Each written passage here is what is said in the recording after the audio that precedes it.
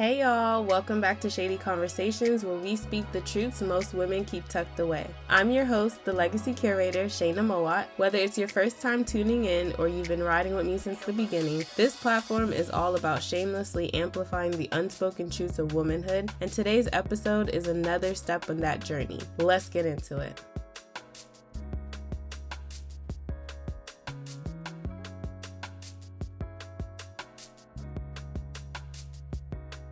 I probably sound super stuffy right now, and I do apologize.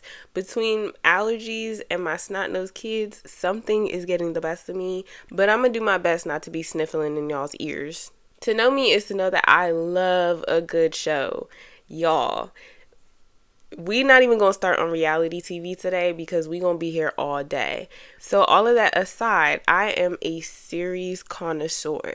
Give me a good storyline and I'm going to see it through to the end. And the messier, the better. I love some good mess. I also love a documentary, a movie, whatever it is, I'm gonna watch it as long as it's not horror. Let me just give y'all an idea. Some of the things that I've loved recently is like Ginny and Georgia. I probably rewatched that series so many times. Beauty and Black, I didn't rewatch it, but I definitely worked my way through, bad acting and all. All Her Fault, y'all, that had me on my toes. I binged that one. Watching You on Hulu, The Testaments, Sweet Magnolias. Now, Sweet Magnolias is like a cutesy, happy-go-lucky show, and it's kind of odd to be in this mix, but I don't know what it is about it. I just really like that show. I love a girl good time. I love sisterhood, and when those girls get together and have their margaritas and they start dropping gems and gossiping, I'm like, this is the life. I'm really here for that show. The next show that I'm about to get into is called I Will Find You. It's a limited series on Netflix. I haven't seen it yet. Like I said, I'm about to get into it, but it looks like it got a storyline to it. I love something with twists and turns, and I mean, a lot of times it can be predictable, but it's like, what's going to happen next? Something that keeps me on my toes. When I saw the trailer for I Will Find You, I'm just sitting here like, did you find him? Those type of things, they just reel me in and it keeps me so interested. This is another reason why I said that I need to get back to reading books, because I'm watching a lot of TV, but it's okay. It's okay to take a break. That's my downtime. I'm a mom, I'm a realtor, I'm a lender. I'm always answering emails, on the phone, showing houses, doing something with my kids, cooking dinner, cleaning the house, whatever the case is. So when I get into a show, that's just my me time. But I want to talk about The Polygamist, because I just finished that, and baby, that show, I don't know, it was crazy. They got Tyler Perry beat. The drama was dramaing. And that wife, Joyce, she a bad bitch, okay? Because that girl said, no, I'm getting my lick back one way or another. Now, spoiler alert, because we are talking about the show, if you wanted to watch it, you can just go ahead and skip ahead to the next part of this episode and come back and hear what I had to say later. But there's so much to unpack in this movie. Now, I'm going to go for the hidden messages in there because y'all know I like to be deep or whatever. Y'all probably going to think I'm reaching, but y'all, let's start with the levels to titles.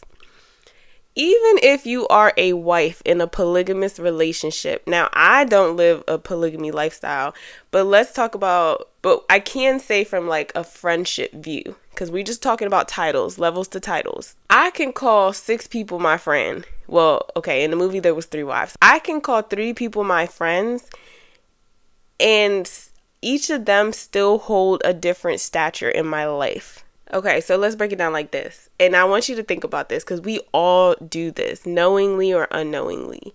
We have our best friend, we have our homegirl, and we have our sister, who's not really our sister, but we don't call her your best friend because she's a little bit more than that. But you and your bestie are locked in still.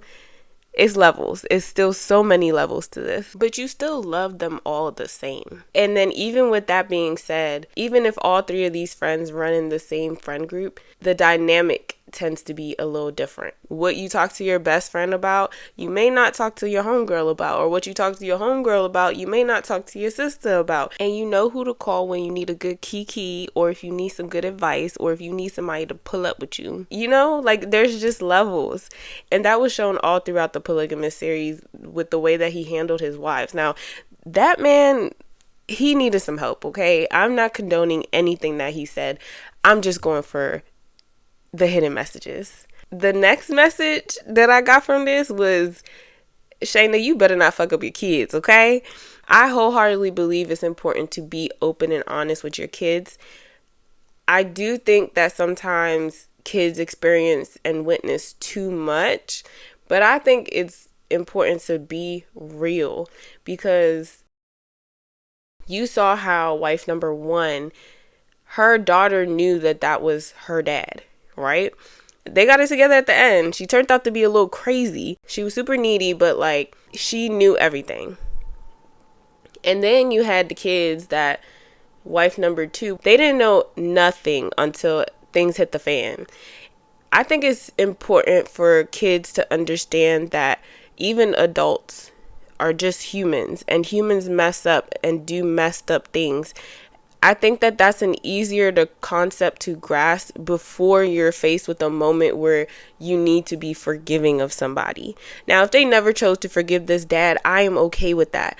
They did choose to forgive him, but if they never chose to forgive him, I understand, because the trauma that he left on this family is real. There's some things you just can't come back from, but it's not easy to learn forgiveness when you're faced with that harsh moment and it's like, okay, right now I need to forgive you. You have to have seen it. Like, you had to have heard about it from before. Okay, so this is the moments that my parents were speaking to me about. This is my time to demonstrate forgiveness. I do think that some things can be reserved as far as some of the drama. Kids don't need to know everything going on with everybody. I was one of those kids that knew everything going on with everybody in my family, and I turned out fine, but that's because I wasn't actually living in the mess. I just heard about the mess. Now, my family had their own set of mess, but my parents also made sure to sit down and have conversations with us about what was going on, and I think that really helped me know that people are just human. People make mistakes. Everybody's just trying to live their big one and figure it out. But at the end of the day, I just don't want to mess up my kids. And I feel like that should be a goal for all parents. You just don't want to raise little buttholes. Okay, so moving on to the next message. And this one is a hard one to grasp from this movie, because it's like, no, y'all don't have to be there through everything. Like, some things you need to let go. There's limitations. But the moral of the story is that your family is supposed to be there for you no matter what. Now, I believe that you can pick your family. If somebody in your bloodline doesn't fit the bill, that's okay. But when you have a family and your village, and these are the people that you love, that love you, truly support you, they're not traumatizing you like this man in the movie. This is your family. You're always supposed to be there and show up for them. Because when that man got sick and wifey number one was like, I'm coming to take care of him, even though he did her so dirty, he was her village. She wanted to be there for him. She didn't get to be there for him. But that wife Joyce, like I said, we're not going to get too much into it because I really don't want to spoil the show for you guys. But there were some really deep messages in there. Let's talk about being the good guy in the mix, because I think that is major key. Having a role model, especially children, where they can look at this person and just be like, wow, you are a stand-up man or woman. Like, I aspire to be like you. That's a lot of pressure to have to be somebody's role model, knowingly or unknowingly. But I think it's really important for people to have that, because when you're in mess and all you see is mess, you could really lose yourself. And sometimes people don't want to affiliate with certain groups of people because they know what they carry on with. But sometimes knowing that you hold yourself to a higher standard, being in those spaces, you can impact somebody who needs it and don't even know that they need it. Because the way that you handle situations, it don't look like the normal craziness and the normal mess that they're used to seeing. So when they see you show up and you moving different, they might be like, ooh, I want to move different too. So being the good guy or good woman in the mix, that's key. We all have that one uncle or auntie that undoes the family hurt. I know I have one. I have one uncle, he's invited to everything all the time. Like, it's not even a question. If I'm there, he's welcome in any space that I'm in. Because growing up, if things were a little hectic, he'd take us to the movies, or, he'd take us to the mall, whatever. And I'm not saying materialistic things, but he just always makes sure that we had a good time. He was like that uncle. I'm cool with my other aunties and stuff too, and this is not to downplay them, but I'm just saying we all have that one uncle or auntie that changes things. They're the good guy in the mix, the good woman in the mix. Now, wife number 3 got the worst of the worst, and it's crazy how I actually ended up feeling bad for her, but baby, like, you did it to yourself, boo. And I don't condone what he did to that woman. And I was so sad when she left her kids. I could never imagine. But things had to be so bad, which they were, for her to just up and walk away like she did. But wife number 3 also taught us a big lesson, okay? You out here chasing a lifestyle that is not for you. You wanted so bad to get with this man because he had the money. And you wanted that lifestyle so bad. But what you didn't know was all the mess that came with that man. You out here chasing somebody else's man. Being in a relationship is ghetto, okay? Just because you see a woman loving on her man, does not mean that they do not go through their things, okay? I promise you, the things me and my man go through, I wouldn't wish it on another woman, okay? I feel like, and I'm not saying it's the worst of the worst, but what I'm saying is it's ghetto. It's ghetto here. Being with a man is ghetto. Every man is ghetto. Go find your own ghetto. Don't be sitting here trying to steal somebody else's man, because he's really just a problem. But I'm not trying to bash men. I'm saying that to say, don't chase somebody else's lifestyle, because the grass is not always greener on the other side. And that sounds so cliche, but it literally happens to people every day. They see the glitz and the glam and they think they want that. And instead of them going about it in a wholehearted way, they do nasty things to get that, like openly sleeping with somebody's man, and then it ends up not being the gold that they thought it was gonna be. They thought they were about to get the world, and baby, you got dirt. And this isn't just in relationships. This message is universal in any aspect of life. Anytime you see what somebody else has and you want it, whether it's because you think the grass is greener on the other side, you fail to realize that these things take work. It also happens in business. In real estate, you can't just walk in freshly licensed as a top producer. You got to earn your keep. We need to see the receipts. Not to say that you're not a top producer, but you have to have the numbers to back it. If you were just licensed yesterday, you have not sold a thing, so you're not a top producer just yet. However, you can always take the steps to become a top producer, and then you can wear your crown proudly. And it's not just in real estate, it's in any business. It's in the podcast world. These influencers you see on social media. It's in corporate offices. You can't just walk up in the office thinking you it and everybody else is looking at you like, who are you? Yes, sometimes it seems like people just popped overnight, but it really does take work to stay at the top and keep your income coming. That's the biggest part, keeping that income coming, okay? But the biggest thing is having those numbers to really stand on, to say, yeah, I could pop my shit now. Shady ladies, if you leave here with nothing else, please leave here with this. Anything that's handed to you can be taken away. But yeah, we're not going to do too much on that because y'all get it. Okay, and last but not least, and y'all probably thinking that I'm reaching with these. Last but not least, y'all, children are meant to break generational cycles, which also leads us into today's topic. But before we get there, I want to know your thoughts on The Polygamist if you watched it, because that son did not have to do that to that girl at the end. Like, you're just like your dad now. Literally, you're like your dad because your dad was all up and through her, and here you go. Like, is there going to be a season 2 to this? Because I'm invested. I need to know what's happening with the family.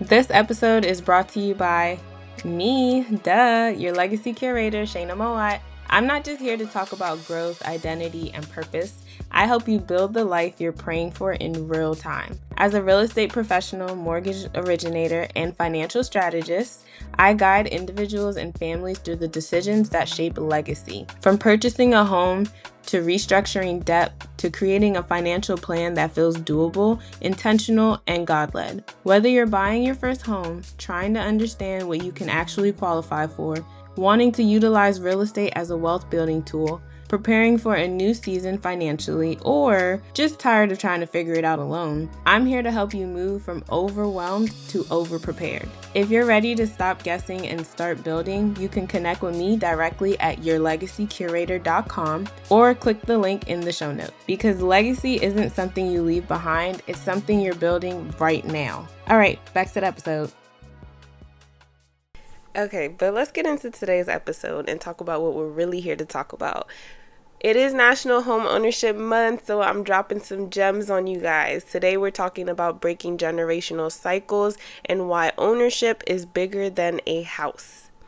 But first I want you to reflect and ask yourself truly, what generational habits have you had to recondition yourself from? I know for me, outside of homeownership and things of that sort, if I had to sit down and really think about generational habits that I had to break and recondition myself from, first and foremost is hoarding, okay? Because Caribbean people love to hold on to everything. Grandma's table decors, china cabinet full of mess, okay? That junk drawer in your kitchen, that's not just the Caribbean thing, okay? We all doing it. Well, I'm not doing it anymore, but that's something that I grew up seeing in every household. Hoarding. I truly live by creating my millionaire lifestyle, okay? If I want to find things, I gotta get rid of the mess. Let go of the old, okay? I am quick to throw something out. I be donating bags of clothes every season. I'm not scared to do it. Now, when we packed up our family house before we sold it, my stuff was easy to get up out of there, okay? Because like I said, I don't hold on to nothing. But there was so much in the house that we forgot was there. It's the family house, mind you. And I was just like, throw it away. And I told my sister, I was like, when you get your next house, please don't do this. Just make sure that you let things go. Don't just stuff things somewhere because it fit there and forget about it. And 6 years later, you're throwing out your old book reports. Girl, you ain't been in school for 30 years. Well, she's not that old, guys. But I'm just saying, I'm just giving an example. So hoarding is one for me. Another one is secrecy. I am an open book. I'm very open and honest with everybody. You know how they used to say, what happens in the home stays in the home. No, talk about it. If you need to talk about it, talk about it. I am not a sneaky person either. If I'm doing something, I'm doing something. I live my life out loud. And I don't really care who knows it. But sometimes people are like, okay, let's say you go around your church family, you're supposed to act one way. That's you're keeping a part of you a secret. I don't do that, okay? When I was in the club twerking, my dad knew I used to go to the club and twerk. But the older generations, they definitely like to keep what they did, I want to say a secret. It's not this big secret, but they just weren't as open. So that's a habit that I've reconditioned myself from. And then finances. Because let me tell you, having bad credit is a generational habit. If you don't know what to do with your finances, it's probably because your parents didn't know what to do with theirs. You always saw them saving the cash under the bed, and now you trying to figure out how you can go buy a house or even get a car and you don't have no credit. And having bad credit is one thing, but having no credit at all is another thing that people don't speak about, because they never actually learned about finances and how to make everything work for them. If I teach you anything, it's pay yourself first. Invest. That's my finance tidbit. But if we sit here and talk about that right now, we gonna be here for hours again. But that's not today's episode. If we sit here and talk about paying yourself first, and I gave you all these finance tidbits, we gonna be here for a minute.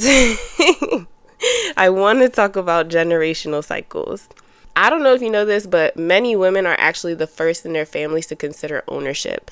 And not to say men are small-minded, maybe complacent, but women are definitely builders. Owning property definitely interrupts generational instability.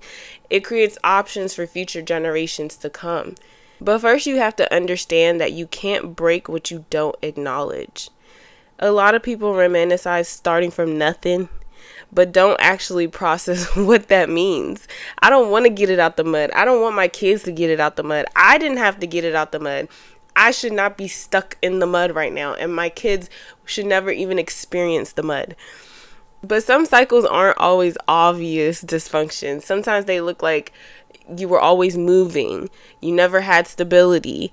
There weren't any ownership conversations in the household. And then you had like this survival mindset versus a strategy ownership mindset. The biggest way to know that you're in survival mode when it comes to this, you're really just trying to make it through the month. You're making your money, you're paying your bills, you're not really thinking about what's coming up. You're just trying to get through the month. You don't really take risk, you just play it safe. Now, ownership mindset, you're building long-term stability, you're leveraging opportunities, and you're making strategic moves. But unfortunately, for most, what you saw growing up, it just became your ceiling. But don't they say the sky's the limit or whatever? If you never saw closing tables and keys being handed over and property being owned and equity being discussed, ownership can feel intimidating. It could feel unrealistic, and it could feel like it's just not for you. You don't even realize that you're repeating a cycle because it feels like the normal. For example, renting. Now, renting isn't the problem. If you are a renter, I'm just going to free you right now. It is not failure. That's not what I'm saying. But renting should be used as a tool. The issue is when you're renting and you don't have a plan to transition into ownership. You don't have the education on ownership, and there's no exposure to wealth building through property. And it's not about rushing into ownership. It's about not getting stuck and being comfortable. Hey girlies, we're going to take a very intentional pause because real quick, why haven't you locked in? Here's 15 seconds to get it done. If you're listening on Spotify, hit follow. And if you're watching on YouTube, then subscribe. That way you can be a part of all the conversations, past, present, and what's coming next. Now that we got that out the way, here's 5 more seconds to go like this episode. Thank you for locking in for real. All right, back to the episode. So now, we kind of got to go back to who taught you about money and how that impacts your home ownership journey.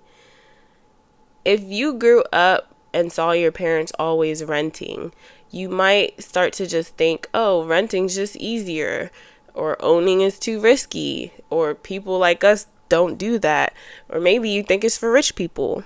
But these aren't facts. These are just you trying to protect yourself. But what worked for the older generation, what made them feel safe and comfortable, what protected them, it could actually be what's limiting you. Money conversations are often silent struggles for women. We either don't know how to talk about it, don't want to talk about it because it's not looking too pretty, or it's just not ladylike to talk about it. I believe that the more you talk about finances, it shapes your confidence in buying, investing, and planning. And the more you learn about financial literacy, you're shaping your confidence in buying, investing, and planning. You're not just learning how to buy a home, you're unlearning your limitations. Now, girlies, I want you to understand the weight of being the first, it can feel pretty heavy. Being the first homeowner in your family because we're breaking those generational curses, it can feel isolating and overwhelming. But the thing is that you can't normalize what you've never seen until you decide to become the example, become the first to do it. At the end of the day, you're not just buying for you. If you have kids, or if you want kids, or if you're the rich auntie or the broke auntie or the rich uncle, broke uncle, whatever the case is, your kids, your nieces, your nephews, your cousins, they are going to grow up seeing stability, ownership, possibility. You shift what they expect, what they believe is normal, and what they pursue. And that is how you really shift your generational habit. Because you were the first, you become the reference point that you never had. Stepping into this new territory, it's definitely going to come with some fear, some pressure, some responsibility. But that's for everybody. That's universal. The way to get past the fear and the pressure is to just educate yourself. Get with your legacy curator, me, and learn those tools and those strategies. Get educated. Just fully prepare yourself. I think the more that somebody is prepared, from my experience, the more somebody is prepared, the less pressure they feel, the less anxiety they feel about the big purchase that they're about to make. Ownership is an identity shift, like we talked about last week. It is a self-belief issue. You have to see yourself as responsible, capable, and deserving. Because if your identity doesn't match what you're trying to get, what you're trying to hold, you'll sabotage it for sure. Now, do understand that legacy isn't the house. It's what the house makes possible. It's equity, it's borrowing power, it's stability, it's passing something down so the next generation don't gotta get it out the mud. It's also a different childhood experience. It's a different level of exposure. It's a different mindset. The house is the tool and the legacy is the outcome. You're listening to Shady Conversations, the space where real women speak real truths, hosted by your legacy curator, Shaina Mowatt. And behind every episode is TSS Motif, the creative engine curating powerful experiences, brand storytelling, and meaningful conversations. From social media production to brand development, event curation, and transformational spaces, TSS Motif is where vision meets voice. If you're looking to collaborate, elevate your brand, or dive deeper into each episode through the Shady Conversations blog, head to tssmotif.com. All right, back to the episode. Okay, but before we go, I do want to talk about one more thing, which I am very passionate about. I actually made a TikTok video about it. I actually did a whole spiel on TikTok talking about it. Actually, I'm going to drop it right here so you guys can listen. I want to talk about Black representation. I love to hear somebody say, ooh, shop Black owned, support small Black owned businesses. But it should not stop at representation.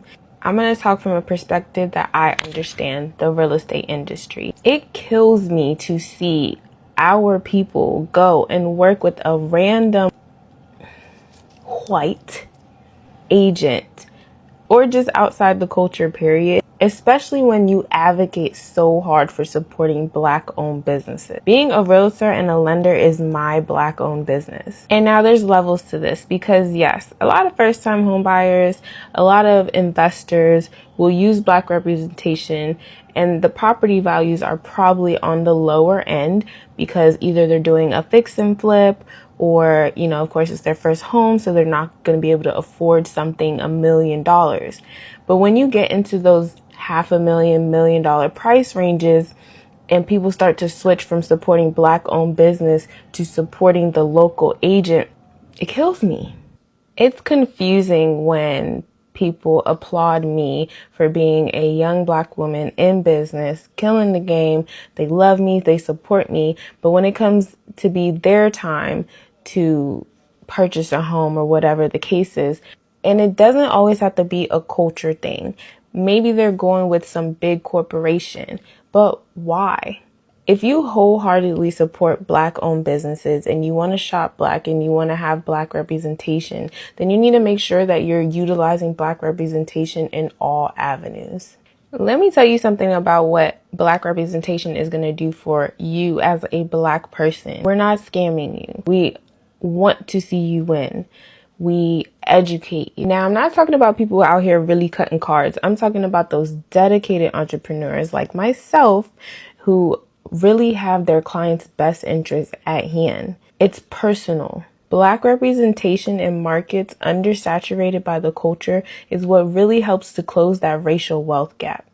If you are a friend of mine or a family member of mine, I can respect you not using me as your representation, but I cannot respect you not using me as your representation and then you're going to some big corporation that is not Black owned, that would never, ever, ever support any endeavor that you have going on in life, would never spend $1 with you, that doesn't support the Black community.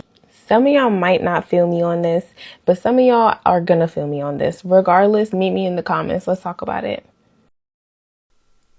And I think I said all that I needed to say on that. Black representation is so important. You vote with your dollar. And please understand that you don't get to complain about systems that you don't invest in. Because a lot of people like to say, well, we want to work with the Black-owned businesses, but, they don't handle their business the way that I would like them to, so I'd rather go to a bigger corporation. But please understand that it takes resources and it takes money to get those resources. So if you have a business, the only way to get better is to have clientele. The only way you get experience is from doing. So if you want to see Black businesses do better, then participate with them. Heavy on it, and I promise you they are going to grow as business people. And I digress. As we wrap things up, I just want to thank all of today's listeners for sharing space with me today. If today's conversation spoke to you, I hope you give yourself permission to sit with it, speak on it, and heal through it. Remember, she has an intentional destiny yielding, and this journey, it's yours to own. Don't forget to subscribe, share, leave a review, and follow us on Instagram and YouTube at That's So Shaina. If you're ready to be a guest or a sponsor, tap in. We're building this platform together. Until next time, stay shady, stay grounded, and keep the conversations going.